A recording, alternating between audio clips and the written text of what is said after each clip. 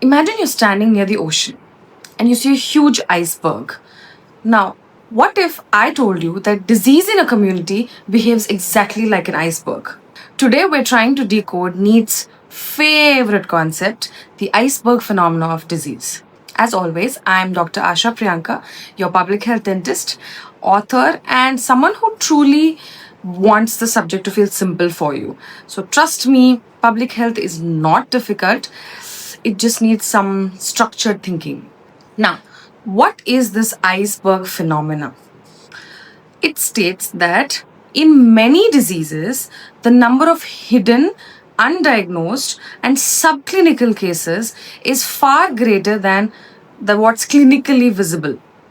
To put it in simple words, what we see in the clinic is much less than what actually exists.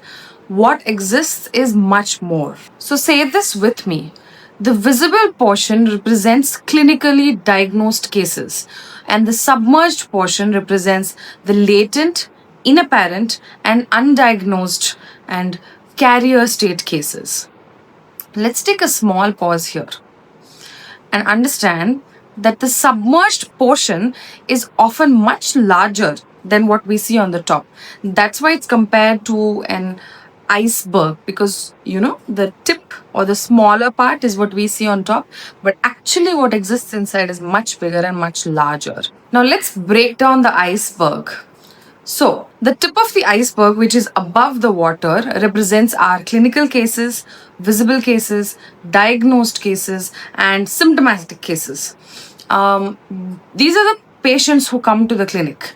So they're in the minority, and the submerged portion will be beneath the water. This includes the latent cases, inapparent cases, pre-symptomatic cases, undiagnosed cases, and the carriers that are there in the community. These form that hidden mass of the disease, and this is usually larger. Now, what is the middle waterline? This waterline demarcates all the apparent cases from the inapparent cases. Okay, so let's imagine dental caries in a school. You see 10 children with obvious caries, but how many have initial demineralization or any white spot lesions or any non-cavitated lesions? Maybe around 40. That is your iceberg. You are seeing the tip, which is the 10, but the reality is with the submerged portion, which equals to 50. Now let's see some dental examples. First is our dental caries. The cavitated lesions are visible very clinically, and hidden are our initial demineralization and those very non-cavitated lesions. Then comes our periodontal disease. So the tip would be swollen gums and visible pockets, whereas the hidden part in this analogy would be the subclinical bone loss that we see or any mild inflammation that we can notice. And with oral cancer, the tip would be the visible lesions and diagnosed cases, where the hidden would be any dysplasia changes or undetected lesions that are there. Now, this concept is also very important in diseases like hypertension and diabetes and anemia, malnutrition, and mental illness also. You can ask how. Like, we talk about dental caries, we thought of a lesion that's visible, and then something that's initially starting, not really visible, would be the lesser part. So how in these kind of conditions, which is not so visible to the eye, how are they also considered in this concept? Basically, in these conditions, the unknown morbidity exceeds the known morbidity. Say that again slowly with me. The unknown morbidity exceeds the known morbidity. So when we're looking at it as a whole, people with these diseases we know are actually much less than the actual reality, where we don't know how much the actual reality is. Now, why is this important in public health? Because public health is not about treating the visible cases. It's actually about understanding that total disease burden that we're trying to talk about here. The iceberg phenomena helps us plan these health services and understand true disease burden in the society. It also helps us with surveillance. We're trying to monitor everything that's happening around us. And it tries to help us with screening programs and also early interventions. Now, what is surveillance is something you may have a doubt. Surveillance is like installing cameras in the ocean. You can't drain the whole sea, but you can monitor it. This is what it's like. And then what do screening programs do? They help us detect the submerged cases. So without screening, you can only treat that tip. You can't find out about that submerged portion of cases. Now, obviously, for something like this, we must be facing challenges. So, for what are the challenges we face in this concept? For the submerged portion, they act as a reservoir of infection. These people themselves also sometimes don't know that they're a source of infection.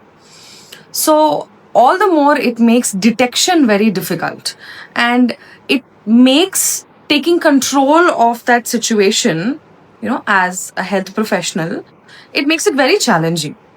It also emphasizes the need for preventive medicine and preventive treatment, right? This is why modern preventive techniques really, really matter. We know now that clinical dentistry treats that tip, where public health dentistry studies the whole iceberg. That's the difference between chairside and community thinking. Let that sink in a little. I want you coming into these videos and thinking about public health in this way. I want you to, at your core, know that public health thinks about the bigger picture, the whole picture, right? Now, if this explanation made the topic any easier for you, you'll find the same structured flow inside my books and mind maps, designed exactly for last minute revision clarity. If you're not using it yet and would like to, they're available on our website, on Dental Cart, Amazon, Flipkart. Let's just have a quick revision in one frame. Iceberg is hidden disease mass.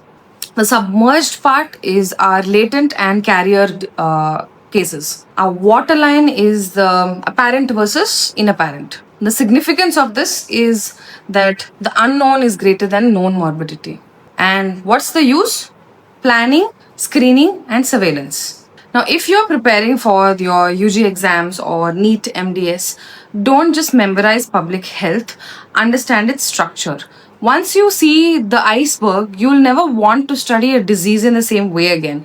So try and apply this concept to various diseases and try and see for yourself if you're understanding the concept. Now let's see one MCQ and flashcard from this topic. The iceberg phenomena concept is majority of disease burden remains hidden below the visible clinical cases.